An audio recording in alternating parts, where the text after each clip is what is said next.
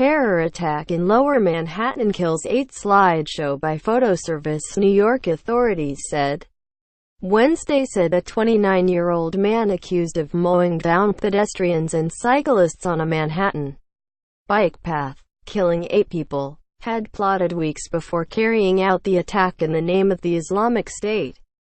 Officials identified the suspected attacker as Sayfullo Saipov, a legal permanent resident of the United States who arrived in the country from Uzbekistan in 2010 through a diversity visa program.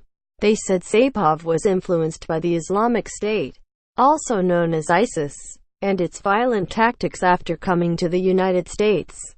Authorities also said they were looking for another man, identified as 32-year-old Muhammad Kadirov, in connection with the investigation with the attack, though they gave no indication why they were doing so or if he was suspected of playing some sort of role. Federal officials on Wednesday filed terrorism charges against Saipov. He was charged with 1 count of material support to a terrorist organization and a count of violence and destruction of a motor vehicle. The U.S. Attorney for the Southern District of New York said officials would announce the charges late Wednesday afternoon. According to the charging document, Saipov was inspired to carry out the attack after watching ISIS videos on his phone. He began plotting an attack a year ago and, about 2 months ago, decided to use a truck in order to inflict maximum damage against civilians.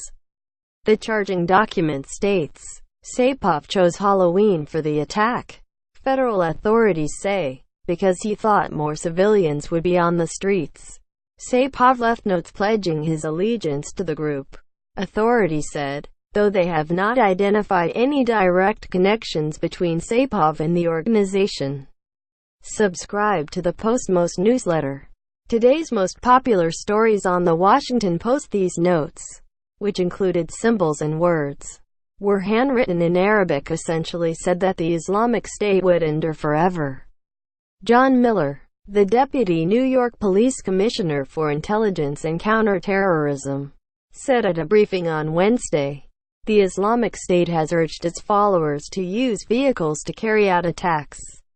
He did this in the name of ISIS, Miller said. He appears to have followed almost exactly to a T the instructions that ISIS has put out in its social media channels before, with instructions to their followers on how to carry out such an attack. The new details about the attack came as authorities continued to explore the violent rampage that tore through a stretch of Lower Manhattan and became New York's deadliest terrorist attack since Sept. 11, 2001. Police say Saipov climbed into a rental truck on Tuesday afternoon and careened down a bike path along the Hudson River, slamming into numerous people before he was wounded by police and taken into custody.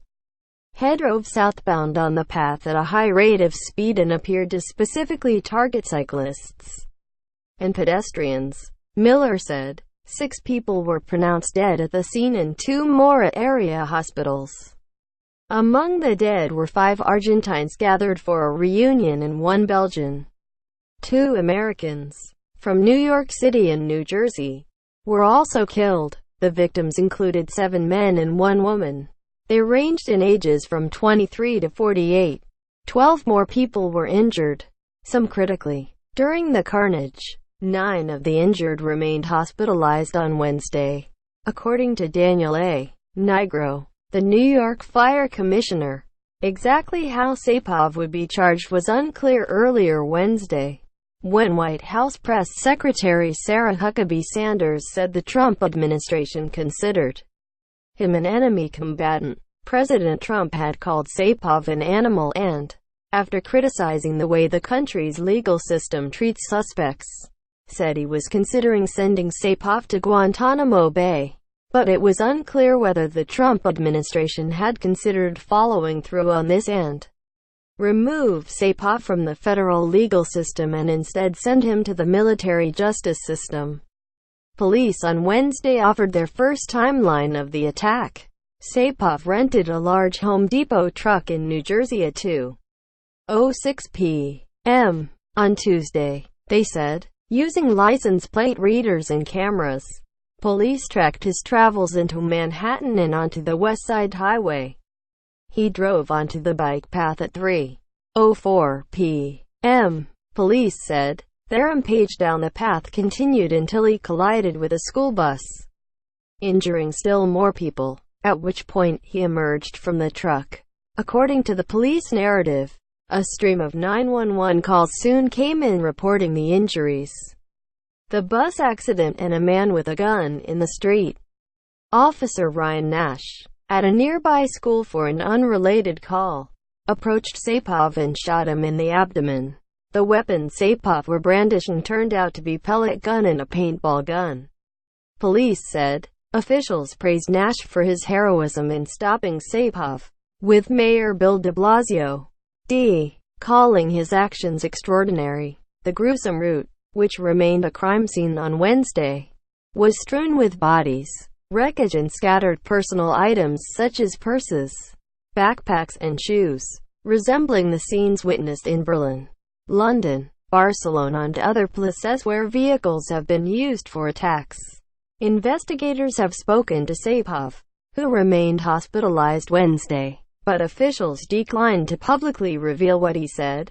They also continued to scour his background and life for clues, an effort that included carrying out search warrants and interviewing people who knew him. Saipov, a legal permanent resident of the United States, came to the country in March 2010 and had lived in Florida, Ohio and New Jersey. According to authorities, he had been an Uber driver without any worrisome safety reports, the app said, and was banned after the attack.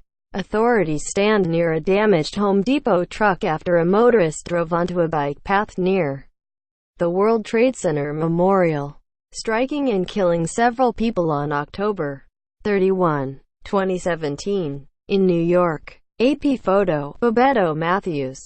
He had never been the subject of an FBI investigation or a New York police intelligence investigation, Miller said. However, Saipov had been known to authorities, according to a law enforcement official familiar with the current investigation. Saipov's name surfaced during an earlier Homeland Security probe into some of his friends.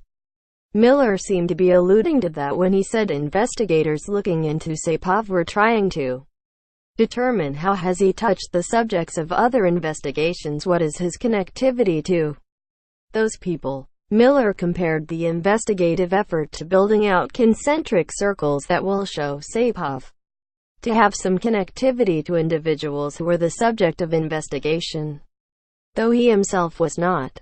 New York Gov. Andrew M.